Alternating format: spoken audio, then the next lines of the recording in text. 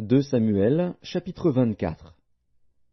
La colère de l'Éternel s'enflamma de nouveau contre Israël, et il excita David contre eux, en disant, Va, fais le dénombrement d'Israël et de Juda. Et le roi dit à Joab, qui était chef de l'armée et qui se trouvait près de lui, Parcours toutes les tribus d'Israël, depuis Dan jusqu'à Beer-Shéba, qu'on fasse le dénombrement du peuple, et que je sache à combien il s'élève. Joab dit au roi, Que l'Éternel, ton Dieu, rende le peuple 100 fois plus nombreux, et que les yeux du roi mon seigneur le voient. Mais pourquoi le roi mon seigneur veut-il faire cela? Le roi persista dans l'ordre qu'il donnait à Joab et aux chefs de l'armée. Et Joab et les chefs de l'armée quittèrent le roi pour faire le dénombrement du peuple d'Israël. Ils passèrent le Jourdain, et ils campèrent à Aroër, à droite de la ville qui est au milieu de la vallée de Gad, et près de Jaézer. Ils allèrent en Galaad et dans le pays de Taktim-Odji. Ils allèrent à Dan-Jaan et aux environs de Sidon. Ils allèrent à la forteresse de Tyr et dans toutes les villes des Héviens et des Cananéens. Ils terminèrent par le midi de Juda, à Beer-Shéba. Ils parcoururent ainsi tout le pays, et ils arrivèrent à Jérusalem au bout de 9 mois et 20 jours. Joab remit au roi le rôle du dénombrement du peuple. Il y avait en Israël 800 000 hommes de guerre tirant l'épée, et en Juda 500 000 hommes. David sentit battre son cœur, après qu'il eut ainsi fait le dénombrement du peuple. Et il dit à l'Éternel, J'ai commis un grand péché en faisant cela. Maintenant, ô Éternel, daigne pardonner l'iniquité de ton serviteur, car j'ai complètement agi en insensé. Le lendemain, quand David se leva, la parole de l'Éternel fut ainsi adressée à Gad le prophète, le voyant de David.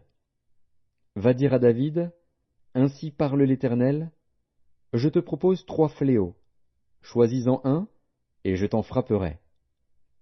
Gad alla vers David, et lui fit connaître la chose, en disant, Veux-tu 7 années de famine dans ton pays, ou bien 3 mois de fuite devant tes ennemis qui te poursuivront, ou bien 3 jours de peste dans ton pays? Maintenant choisis, et vois ce que je dois répondre à celui qui m'envoie. David répondit à Gad, Je suis dans une grande angoisse. Oh, tombons entre les mains de l'Éternel, car ses compassions sont immenses, mais que je ne tombe pas entre les mains des hommes. L'Éternel envoya la peste en Israël, depuis le matin jusqu'au temps fixé. Et, de Dan à Beer-Shéba, il mourut 70 000 hommes parmi le peuple.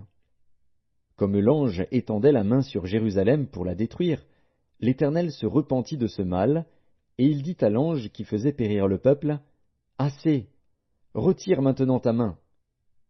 L'ange de l'Éternel était près de l'aire d'Aravna, le Jébusien.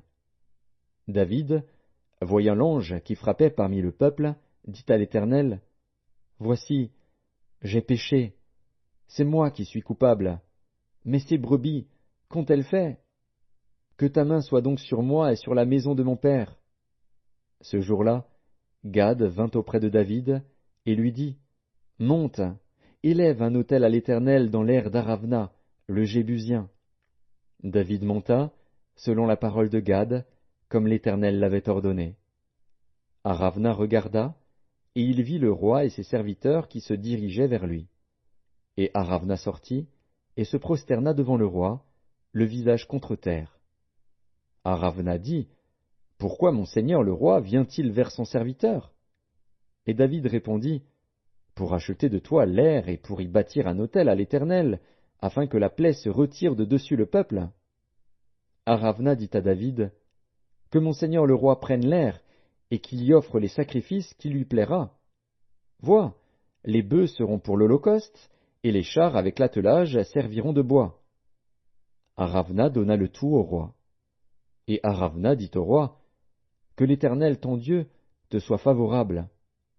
Mais le roi dit à Aravna, Non, je veux l'acheter de toi à prix d'argent, et je n'offrirai point à l'Éternel, mon Dieu, des holocaustes qui ne me coûtent rien. Et David acheta l'aire et les bœufs pour 50 sicles d'argent. David bâtit là un autel à l'Éternel, et il offrit des holocaustes et des sacrifices d'action de grâce.